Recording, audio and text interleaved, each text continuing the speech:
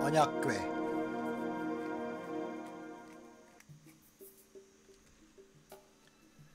예루살렘의 구도시.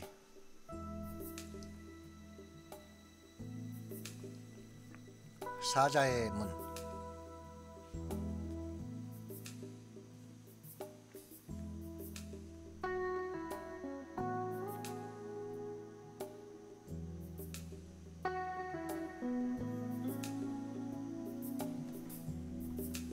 시드기야 동굴.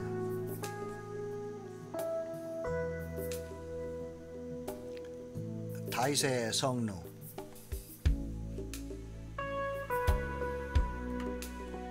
바위의 돔.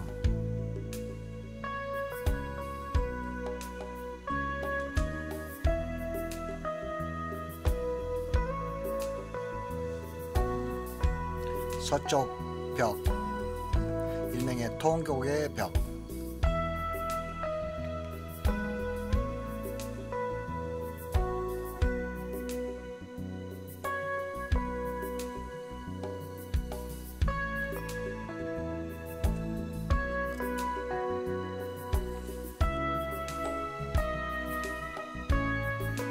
겟세마네 동산.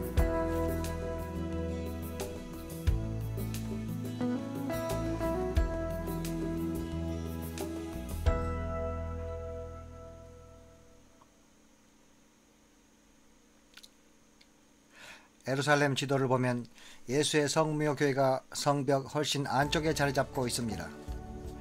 예수가 십자가에 못 박혀 장사된 자리가 이곳이라고 카톨릭과 그리스 정교에서는 믿고 있습니다. 이곳이 그 교회 장소로 선택된 것은 4세기 로마 황제 콘스탄티노 어머니 헬레나에 의해서 된 것입니다. 헬레나는 자칭 영매이며 이 장소에 비너스 신전이 있던 곳이라 성묘교회 자리로 매력을 느꼈기 때문입니다.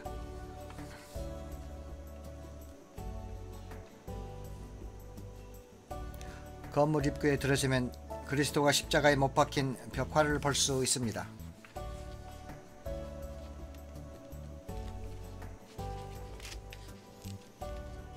둥근 천장을 한 곳으로 들어서 위쪽을 보면 천장을 통해 태양광선이 들어옵니다.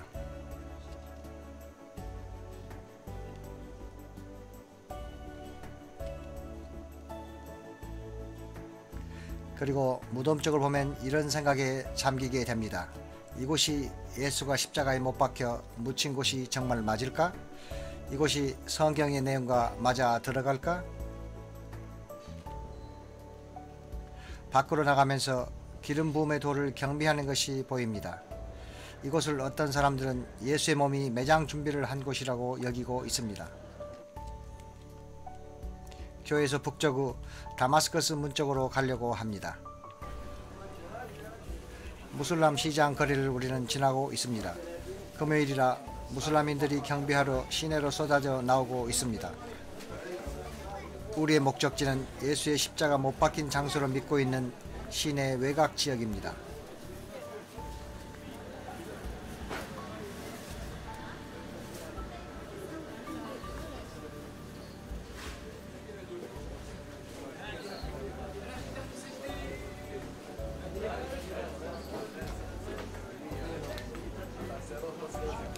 요한복음 19장 20절에 예수의 못 박힌 곳이 성에서 가까운 곳이라고 했으니 성벽 밖에서 처형된 것을 우리에게 말해주고 있습니다. 시 북쪽 다마스커스 문에 다가가 보니 예루살렘 11개의 문 중에서 가장 아름다웠습니다. 이 성벽은 16세기 오토만 터키 술리만 1세가 지었습니다. 이 지도에 보니 현재의 성벽들은 예수시대 옛날 벽의 선을 따른 것을 알 수 있습니다. 이 큰 성문을 통과하면서 시내로 들어와 경배하려는 사람들을 계속 만나게 됐습니다.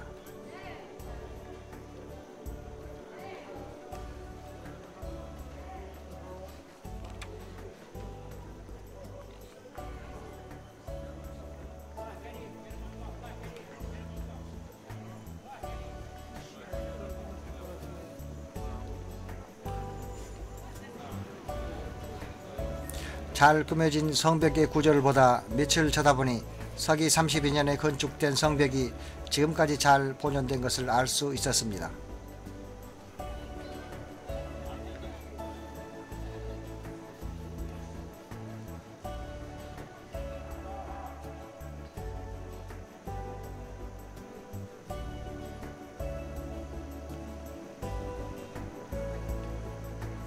여기서 약간 북동쪽의 에레미야 동굴로 밝혀진 장소로 갈 것입니다.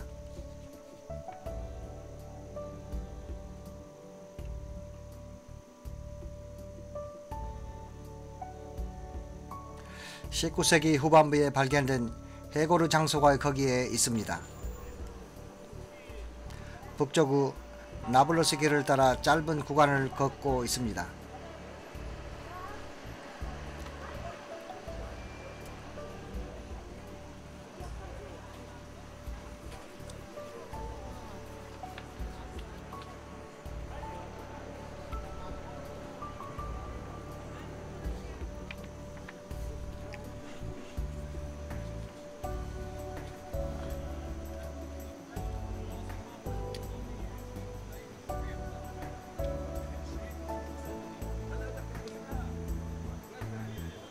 다음 코나드식으로 우회전한 다음 동사 무덤 땅으로 가게 됩니다.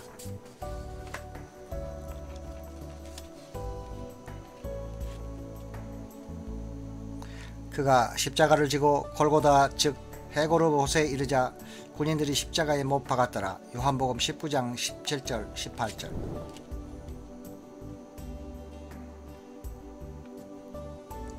동산을 지나면서 헤고르 곳을 바라보는 전망대에 왔습니다.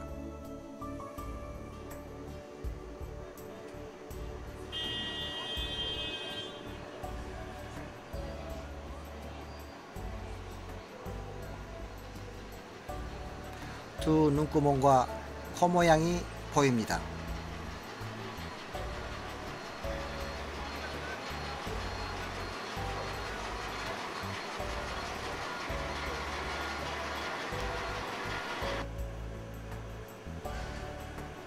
해골의 옆모습을 보면 콧마루 윤곽이 확실하게 보입니다.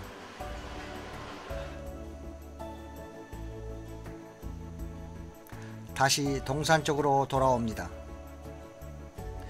그가 십자가에 못 박힌 곳에 동산이 있었고 그 동산에 한 번도 장사한 일이 없는 새 무덤이 있더라. 요한복음 19장 41절. 예수 당시 이곳이 정원이었다는 증거가 있습니다. 예루살렘 지역에서 세 번째 큰 고대 포도 짜는 기구가 이곳에 있습니다. 틀림없이 이 지역에 포도원이 있었을 것입니다. 성서시대 때 이 지역이 동산이었다는 또 다른 요소로 이 옛 물탱크를 들 수 있습니다. 이 수조는 구약시대 때부터 있었던 것으로 25만 갤론의 물을 저장할 수 있습니다. 깊이가 31피트, 높이 29피트, 길이 65피트입니다. 수조 안에서 찍은 이 사진으로 크기를 알 수 있습니다. 이제 마침내 동산 무덤으로 갑니다. 수많은 방문객이 줄을 잇는 특별한 장소입니다.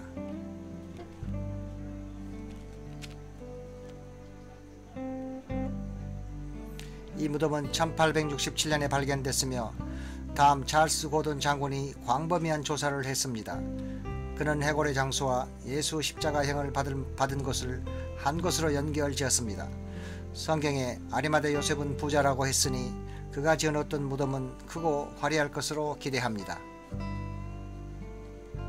무덤에 몇 개의 고대 십자가가 있습니다. 가장 큰 십자가는 무덤 우측 경사벽을 깎아 만든 것입니다. 무덤 입구 좌측에는 단순한 닷 십자가가 있습니다.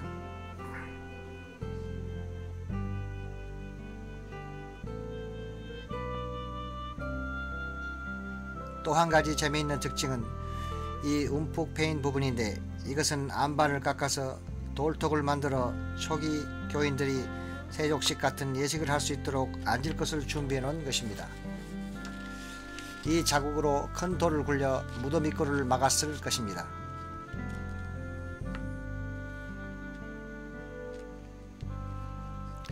바위 속에 판 무덤에 넣어두고 큰 돌을 굴려 무덤 문에 놓고 가니 저희가 파수꾼과 함께 가서 돌을 임방하고 무덤을 굳게 하니라. 마태복음 27장 60절. 무덤문 좌측에 로마 군인들이 돌이 뒤로 굴러가 무덤이 열리지 않도록 돌에다 박아놓은 철대못에 부러진 끝부분이 있습니다. 부활절 아침 힘센 천사가 하늘에서 내려와 쉽게 이 철대못을 끊고 돌을 굴려 무덤을 열었습니다.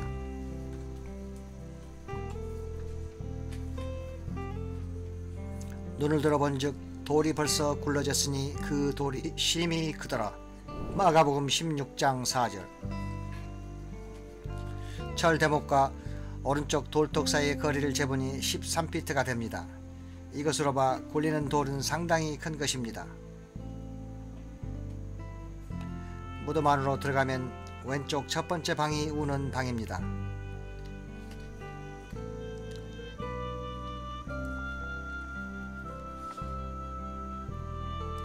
오른쪽은 보니 한 번 사용된 납골소가 있습니다.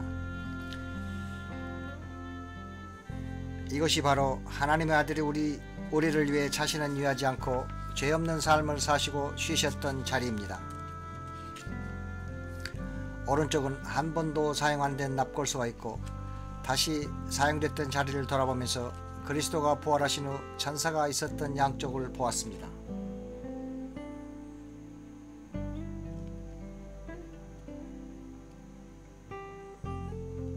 부활하신 예수, 구속자, 대속자 예수를 찬양합니다. 그가 십자가에 못 박힌 곳에 동산이 있고 동산에는 장사한 적이 없는 새 무덤이 있더라. 이 말씀으로 십자가 처형 장소는 동산과 지금까지 우리가 조사한 장소인 무덤과 가까운 곳임을 알 수 있습니다. 이제 우리에게 얻어진 사실은 우리 우측이 해골의 곳 골고다이고 우리 좌측이 동산 무덤이며 그 중간 지점이 그리스도의 십자가 처형 장소인 것입니다. 여기 파란색 윤곽으로 표시된 모리아산의 예루살렘은 건설되었습니다. 이곳이 그리스도가 오시기 2000년 전에 하나님이 아브라함에게 이삭을 희생제물로 바치게 한 곳입니다. 이 동일한 산에서 하나님이 그의 독생자를 대신 희생제물로 바쳤습니다. 녹색 윤곽의 지역은 모리아산의 높은 북쪽이자 골고다 지역입니다. 이 지역은 무척 흥미로운 곳입니다. 십자가 처형에 사용됐던 로마인들이 파놓은 석회암이 여기 보입니다. 우리 왼편 평평한 곳에 로마 군인의 군기가 발라겼을 것입니다. 크게 깎여 파진 곳에 나사렛 예수, 유대왕 이런 표지가 있었을 것입니다. 이곳은 선반 모양으로 평평하며 왼쪽은 활 모양입니다. 우리 방주 발견 국제팀은 이스라엘 가이사라 빌립보에서 비슷한 깎아서 파놓은 곳들을 발견했습니다. 그것들도 평평한 선반 형태의 곳이고 위쪽은 굽어져 있어 군호 표시, 물건 등을 두는 곳입니다. 땅이 진동하며 바위가 터지고 경사지의 위쪽 윗부분부터 균열이 생기며 금이 같고 그런 다음 돌의 표면 쪽으로 퍼져 내려간 것입니다. 지금은 균열이 메워졌습니다. 각종 표지를 두었던 깎아만 만든 부분과 연결됩니다.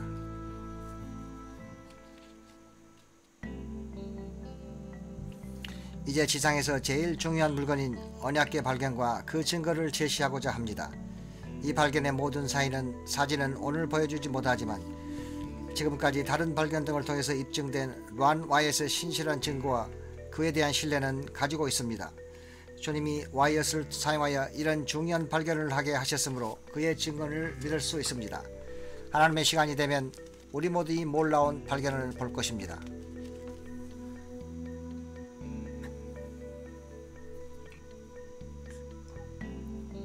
여기 란 와이엇과 언약궤가 있습니다.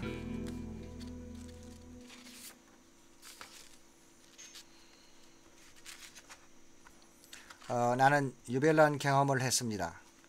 주님의 도움으로 노아 방주 잔해를 찾았습니다. 주님이 도우셔서 애굽 병거 부품, 말의 부분, 사람의 뼈 등을 아카마반에서 홍해에서 찾았습니다.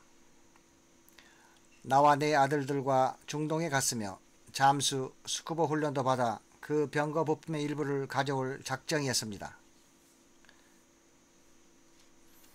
그러나 나의 부주의로 인해 햇볕에 너무 타 다리, 발, 몸이 부어 올랐습니다. 다이빙 장비도 걸칠 수 없게 돼 집으로 다시 돌아갈 비행기를 타야 하는데 이스라엘의 그 날짜에 맞춰 도착할 싼표를 기다리며 예루살렘에 있을 때 절뚝거리며 다녔고 매우 우울했습니다.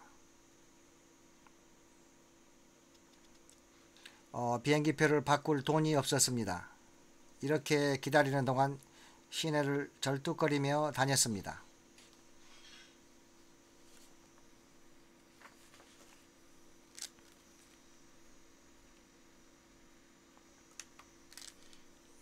이러던 어느 날 이곳 예루살렘 지역을 책임지고 있는 이 고고학자를 만났습니다. 왜 그가 나에게 말을 거는지 나로선 짐작조차 할 수 없습니다. 난 별로 차림새가 좋지 않았습니다. 우리는 청년 남녀용 호텔에서 옷 입은 채로 잤기 때문에 냄새도 났을 것입니다. 내가 운이 좋아 그가 나를 좋게 봤는지 모를 일입니다. 우리는 어쨌든 대화를 시작했고 나는 그에게 노아 방주에 관한 것과 피라미드가 어떻게 지어졌는지를 설명했습니다. 그의 관심을 끄는 것 같았습니다. 그가 이렇게 답해 왔습니다. 나는 지금 이 절벽의 표면을 따라 조금 파내려 가고 있는데 나와 같이 가서 한번 보시고 당신의 의견을 들어도 패가 되지 않을까요? 그래서 그와 함께 걷다 이 로마 폐허 자네를 만났고 나는 갑자기 왼손으로 쓰레기 더미에 2마리 죽은 고양이 등 역겨운 것들이 있는 바위의 더러운 구멍 쪽을 가리켰습니다. 그리고 난 저것은 에레미야 동굴이고 언약궤가 그곳에 있다고 했습니다. 그러자 이 친구가 좋습니다. 당신이 거길 파도록 해드리겠습니다. 숙식, 세탁까지 책임지겠습니다. 왜 그가 세탁을 말했는지는 이해가 가지만 유대인이 왜 이리 관대한지는 이해가 되지 않았습니다. 유대인은 성품상 그렇게 관대하지 않기 때문입니다.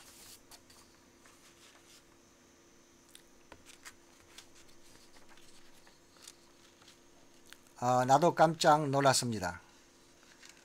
왜냐하면 언약궤에 대한 생각을 전혀 하고 있지 않았기 때문입니다. 도대체 왜 병거 바퀴를 수집하지 못하게 됐을까만 궁리하고 있었던 때였기 때문입니다. 나는 모든 것을 기도하는 사람입니다. 그때도 마찬가지였습니다. 난 그곳에 마땅히 가야 된다고 생각했는데 나의 그런 생각 때문에 내가 꼭 가야 하는 것은 아니었습니다. 어쨌든 비행기 표가 됐고 드디어 갈 날이 되자 이분과 다시 대화를 나누면서 좋습니다. 내가 다시 와서 그 일을 하겠습니다. 라고 의사표시를 했습니다. 이제 집에 와 몇 가지 준비를 했습니다. 집에 와서 도대체 언약궤가 왜 그곳에 있을까 하고 궁리를 했습니다. 도시 전체가 포위된 사실이 나온 열왕기하도 읽었습니다. 그러다 언약궤가 그곳에 정말 있다는 확신이 들었습니다. 왜냐하면 어떤 초자연적인 힘이 내 손과 목소리를 사용한 것을 내가 잘 알고 있기 때문입니다. 우리는 하나님께 온 것인지 영들을 시험하라고 배웠습니다. 우리 자신의 음성을 자랑할 수도 있기 때문입니다. 나는 이 모든 것을 놓고 기도했습니다. 처음에는 어느 쪽인지 잘 알지 못했으나 결국 하나님께로 온 것임을 알게 되었습니다. 나한테서 온 것인지 말씀과 성령의 증거에 비춰봐야 합니다.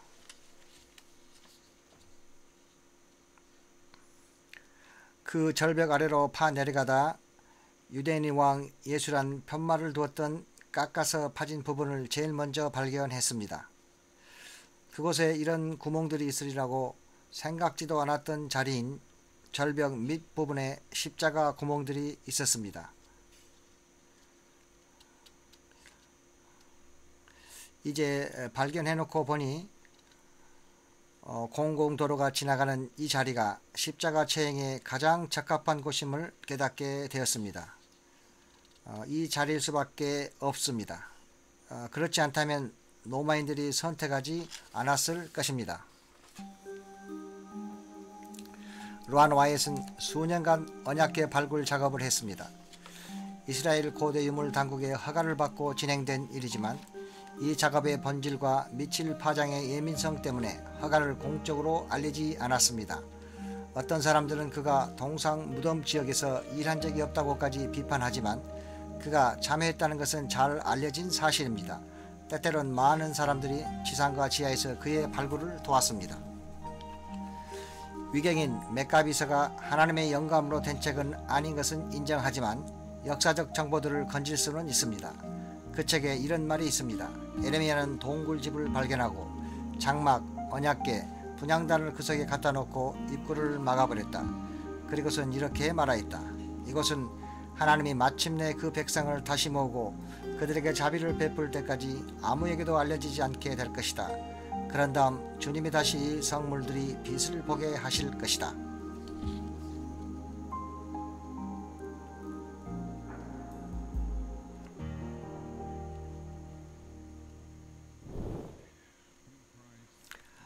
그리스도가 죽을 때 땅이 흔들리고 돌들이 터졌을 때 이 돌벽 전면을 쪼개며 가른 금은 십자가 구명 후 왼편을 지나면서 바위에 틈을 내 버립니다.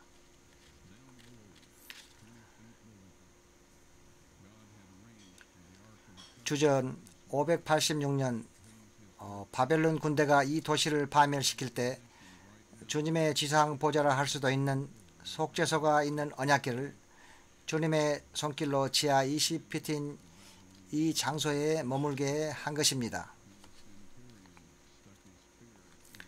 아리마대 요셉에게 예수의 몸을 넘겨주기 전에 죽음을 확인하려고 비장의 왼쪽 부분을 백부장이 찔렀습니다. 그가 찌른 창을 빼자 적혈구와 혈장으로 분리된 하나님의 아들의 피가 쏟아져 나와 이 갈라진 틈을 타고 내려가 속죄소에 도달했습니다. 이로써 구약과 신약이 완성됩니다. 네 번째 이 방을 방문했을 때 보니 이곳이 흠잡을 것이 없이 완벽하게 갖춰져 있었습니다. 언약궤는 무지개 빛을 발하는 아름다운 수정 같은 동굴의 벽을 뒤로하여 자리잡고 있었습니다. 무지개는 요즘 소위 뉴에이지나 동성연애자들 사이에서 사용하고 있는 것을 저도 잘 알고 있습니다. 그러나 하나님이 먼저 사용하셨습니다. 하늘의 보좌와 지상의 보좌 주위에 말입니다. 여기엔 휘장이 없습니다. 이곳이 지상의 하나님 성전이며 한때 하나님이 거하셨던 곳입니다.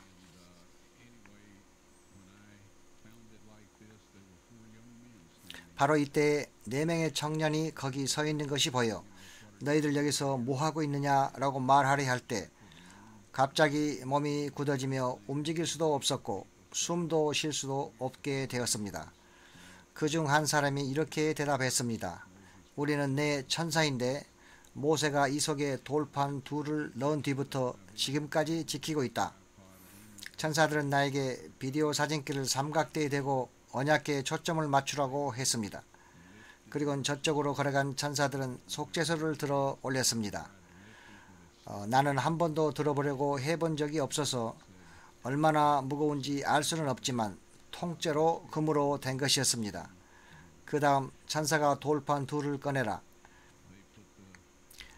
하나님이 모든 사람들에게 보여주기 원하신다고 해서 내가 꺼냈습니다.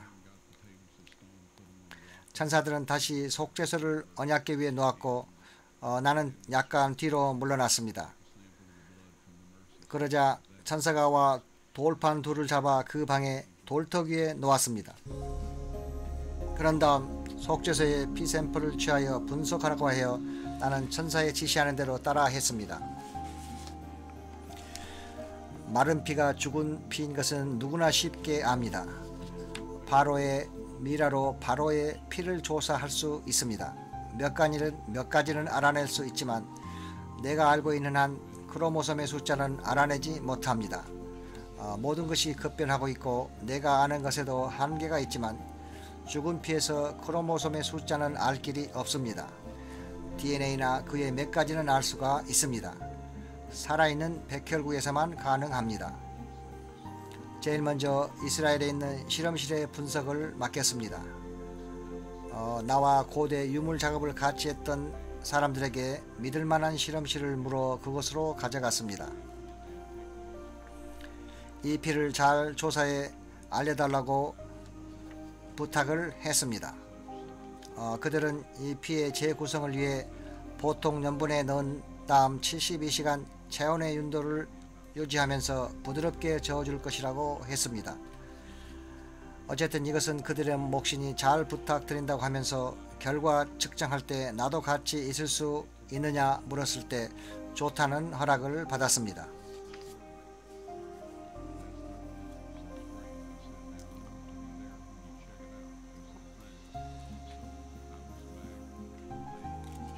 그래서 결과가 나올 때 나도 다시와 같이 있었습니다. 그들이 필요한 모든 검사를 마치고서 인간의 피인 것은 틀림없다고 했습니다.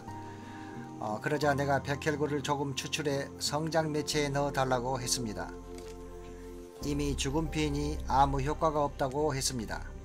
그냥 한 번만 해달라고 사정을 하니 한 번 해보자고 응답을 받았고 나는 추출해서 결과가 나오는 날 오겠다고 하여 추출하여 현미경으로 조사할 때 그 옆에 와 있었습니다. 그런데 한 연구원이 옆 동료를 부른 후 곧 저쪽의 연구실장을 불러 잠시 동안 히브리 말로 무수한 얘기를 서로 나누고 있었습니다. 그러더니 나보고 와이엇 선생, 이 인간의 피에는 크로모솜이 24개가 있습니다. 모든 사람에게는 46개가 있습니다. 엄마 아빠로부터 23개씩 받습니다. 엄마가 22개 오로솜, 아빠도 22개 오로솜, 그리고 엄마한테 X, 아빠한테 X나 Y를 받습니다. 그런데 이 피는 엄마 크로모솜 23개와 Y가 1개에 있습니다. 이 아이가 엄마의 크로모솜이 없었다면 발육하지 못했을 것입니다. 신체 특징은 엄마 가족에게 받았고 Y는 인간 남성이 아닌 남성에게서 받아 태어났습니다. 그들은 또한 이 피가 살아있는데 누구의 피냐고 나에게 물었습니다.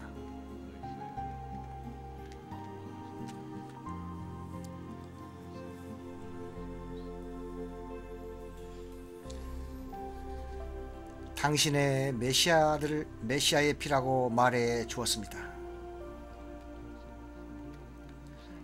나는 이 연구원들의 삶이 변했다고 확신합니다.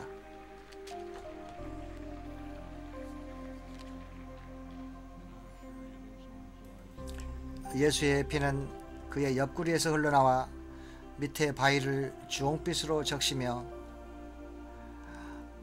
언약궤 속죄소에 떨어져 구약과 신약을 완성시켰습니다.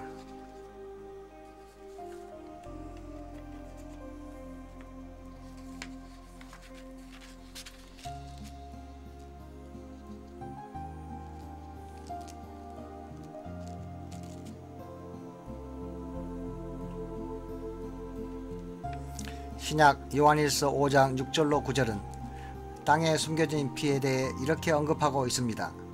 이는 물과 피로 임하신 자니 곧 예수 그리스도시라.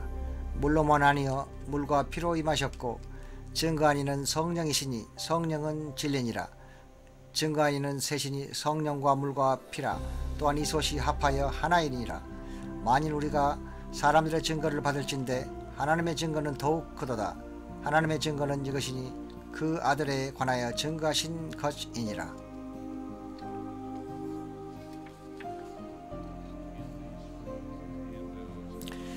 이 다섯 유인물에 다섯 구절이 있는데 두 절을 여러분과 나누고자 합니다. 요한일서 5장 8절 9절을 보겠습니다. 영어 성경에 보면 8절 첫 부분에 이 땅에 in earth, not in the earth. 이 뜻은 땅 및 지하를 말합니다. 땅 밑에 세 증거가 있는데 성령과 물과 피고 이 셋은 하나이니라. 9절은 사람들의 증거를 받을진대 하나님의 증거는 더욱 크도다. 이 말씀은 성령의 능력으로 우리의 양심과 마음에 임하는 물과 피를 말합니다. 재판할 때 증인이 증언을 하면 이 증언이 증거가 됩니다. 오늘날 언어로 말하자면 살아계신 하나님의 지상 성소인 언약궤의 속죄소에 떨어진 물과 피는 그분의 아들이 실제로 우리를 위해 죽으심으로 우리가 구속을 받았다는 이 땅의 모든 거민들에게 하나님의 증거가 되는 것입니다. 또한 우리는 하나님 아들의 피와 이름으로 하나님께 나아가 용서와 회복을 받을 수 있게 된 것입니다. 이 결과 그 두루마기를 빠는 자들은 복이 있으니 이는 저희가 생명나무에 나아가며 문들을 통하여 성에 들어갈 권세를 얻으려 함이로다. 이 계시록 22장 14절 말씀이 어느 날 일어나게 됩니다. 사랑하는 여러분, 대가는 이미 치러졌습니다. 하나님이 정하신 때에 여러분 스스로 그 증거를 보게 될 것입니다.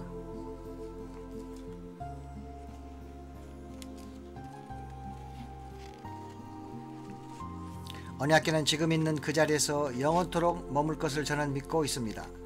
이것은 이 땅의 거민들에게 하나님의 아들이 우리를 위해 죽었다는 아버지의 증거입니다. 장차 어떤 일이 발생하면 14만 4천 명도 이 진리의 증거를 알게 됩니다.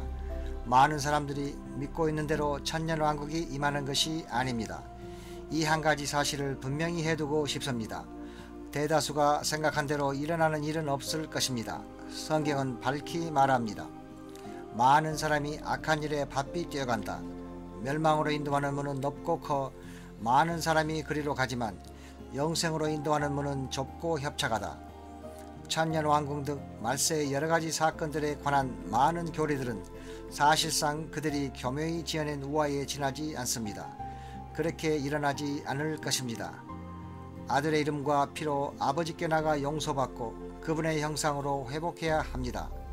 킹 제임스 성경 말씀을 전심을 다해 읽고 기도해야 합니다. 그러면 하나님 우리를 준비시키려고 필요한 모든 것을 알려줄 것입니다. 그러나 다는 아니고 오직 돌판과 비디오만 드러날 것입니다.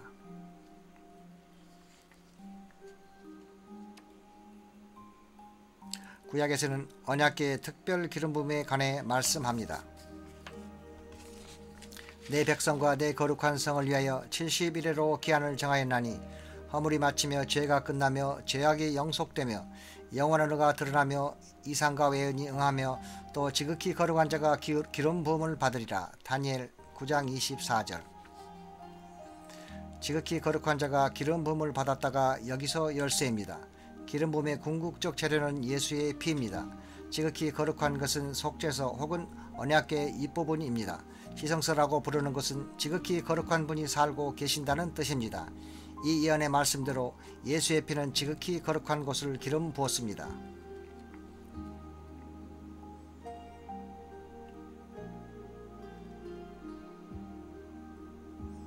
오직 하나님이 우리를 사랑하사 우리 죄를 위하여 화목제로 그 아들을 보내셨습니다. 여기서 화목의 뜻은 속죄소입니다. 예수가 우리의 속죄소입니다. 속죄소 위에 그의 피로 우리가 속죄와 죄 용서를 받았습니다. 예수의 죄 없는 피는 죄 없는 삶으로 드러납니다. 이래서 우리가 율법을 어겨도 회개하면 속죄와 용서를 받습니다.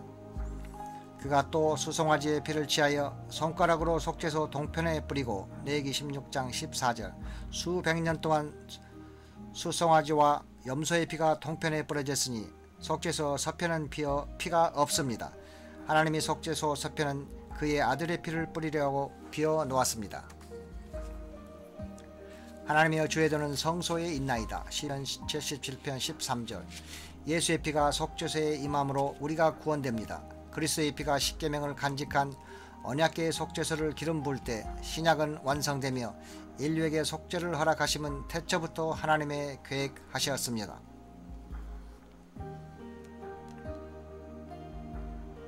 하나님도 한 분이시오 또 하나님과 사람 사이의 중보도 한 분이시니 곧 사람이신 그리스도 예수라. 그가 모든 사람을 위하여 자기를 속전으로 주셨으니 기약이 이르면 증거할 것이라. 디모데전서 2장 5절 6절.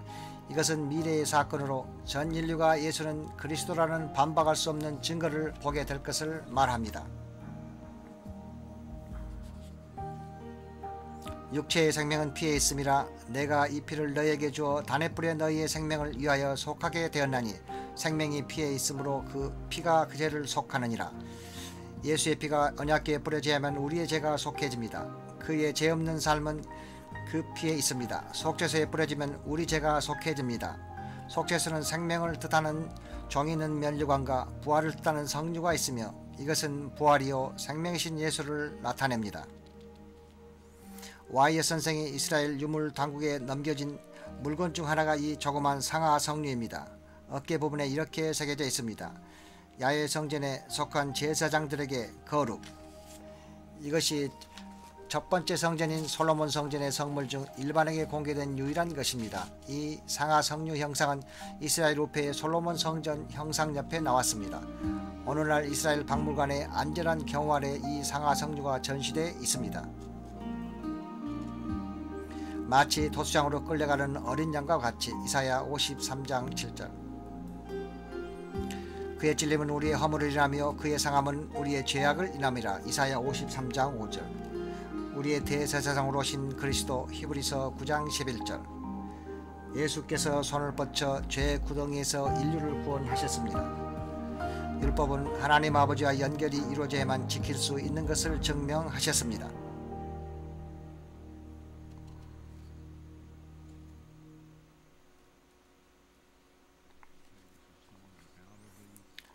그렇습니다. 내가 알고 있는 한 언약궤 안에서 드러낸 돌판은 이 방의 돌턱 위에 있습니다.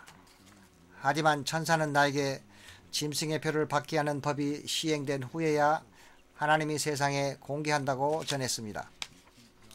하나님의 인치신 하나님 법을 지켜야지 사람의 법을 지키면 안 됩니다. 머지않아 통과될 이 사람의 법에 따르지 아니하면 물건을 사거나 팔 수 없게 됩니다. 또한 이 사람의 법을 지키자면 하나님의 법을 어겨하고 짐승의 표를 받아야 합니다. 자기 뜻대로 사는 사람은 이 표를 받게 될 것입니다. 대재난이 온 땅 덮게 될 것이고 이런 고통의 때에 짐승의 표가 등장하게 됩니다.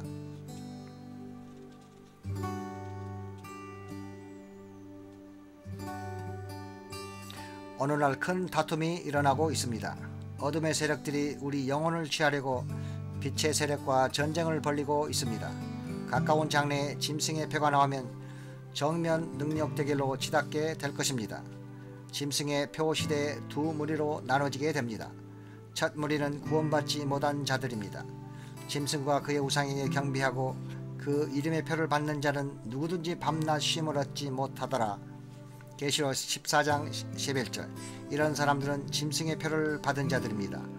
다음 무리는 구원받은 자들입니다. 성도들의 인내가 여기 있나니 저희는 하나님의 계명과 예수의 믿음을 지키는 자니라. 계시록 14장 12절. 구원받은 자는 짐승의 표 받은 때에 예수의 믿음으로 십계명을 지키게 됩니다. 이들은 성령의 삶을 주장하기 때문에 이겨내며 하나님의 법을 순종하게 됩니다.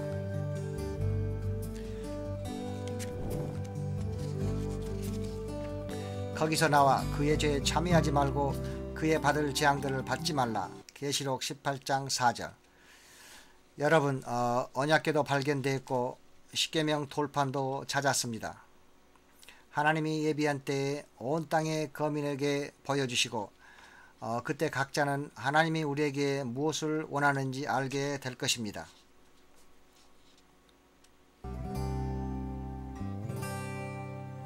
가까운 미래에 십계명의 한 계명을 범위하면 받을 수 있는 짐승의 표를 받는 법이 시행되고 이것이 없이는 사고 팔 수가 없게 됩니다. 바로 이때 크로모솜의 유일한 숫자 실험 결과 방주의 비데오 10계명이 전 세계에 공개될 것입니다. 이로써 세계 복음화의 결론을 짓게 됩니다. 전 인류가 예수 이름으로 각자의 죄를 고백하고 성령의 도심으로 10계명을 순종하든지 아니면 짐승의 표를 받아 이 길을 놓치게 될 것입니다. 모든 사람이 인간의 정부 아니면 하나님 둘 중 하나의 어려움을 겪게 될 것입니다.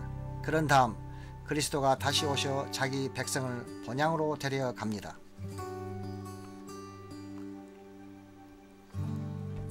내 언약을 파하지 아니하며 내 입술에서 낸 것도 변개치 아니하리로다. 시편 89편 34절.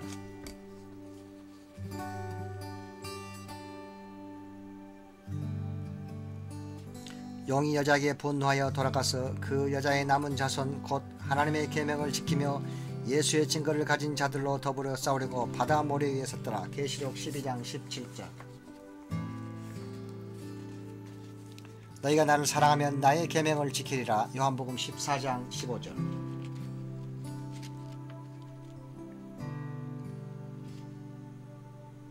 내가 그리스도와 함께 십자가에 못 박혔나니 그런즉 이제는 내가 산 것이 아니요 오직 내 안에 그리스도께서 사신 것이라.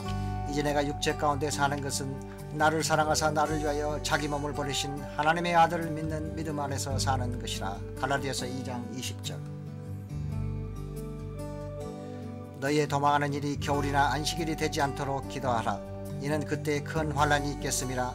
창세로부터 지금까지 이런 환란이 없었고 후에도 없으리라. 마태복음 24장 20절 21절. 번개가 동편에서 나서 서편까지 번쩍임같이 인자의 임함도 그러하리라. 마태복음 24장 27절.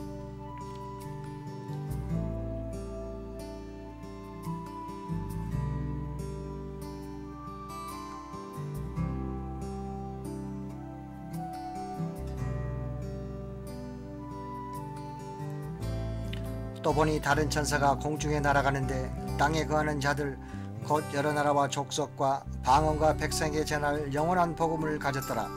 그가 큰 음성으로 가로되 하나님을 두려워하며 그에게 영광을 돌리라.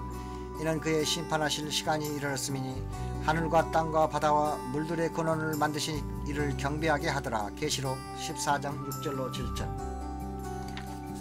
또 다른 천사 곧 둘째가 그들을 따라 말하되 무너졌도다 무너졌도다 큰 성 바벨론이여 모든 나라를 그 음행으로 인하여 진노의 포도주를 먹이던 자로다. 계시록 14장 8절. 또 다른 천사 곧 셋째가 그들을 따라 큰 음성으로 가로되 만일 누구든지 짐승과 그의 우상에게 경배하고 이마이나 손에 표를 받으면 그도 하나님의 진노의 포도주를 마시리니 그 진노의 잔에 섞은 것이 없이 부은 포도주라. 거룩한 천사들 앞과 어린 양 앞에서 불과 유황으로 고난을 받으리니. 계시록 14장 9절로 10절. 그때 인자의 징조가 하늘에서 보이겠고 그때 땅의 모든 족속들이 통곡하며 그들의 인자가 구름을 타고 능력과 큰 영광으로 오는 것을 보리라. 마태복음 24장 30절. 불의를 행하는 자는 그대로 불의를 하고 더러운 자는 그대로 더럽고 의로운 자는 그대로 의를 행하고 거룩한 자는 그대로 거룩되게 하라. 계시록 22장 11절로 12절. 그날에 말하기를 이는 우리 여호와 하나님이시라. 우리가 그를 기다렸으니 그가 우리를 구원하시리로다. 이는 여호와께서 우리가 그를 기다렸으니 우리는 그 구원을 기뻐하며 즐거워할 것이라. 이사야 25장 9절. 볼지어다 구름을 타고 오시리라. 각인의 눈이 그를 보겠고 그를 찌는 자들도 볼 터이요 땅에는 모든 족속이 그를 인하여 애곡하리니 그러하리라. 아멘. 계시록 1장 7절. 그 두루마기를 빠는 자들은 복이 있나니 이는 저희가 생명나무에 나가며 문들을 통하여 성에 들어갈 권세를 얻으려 함이로다. 계시록 22장 14절. 예수님 사랑, 그 놀라운 사랑을 감사합니다.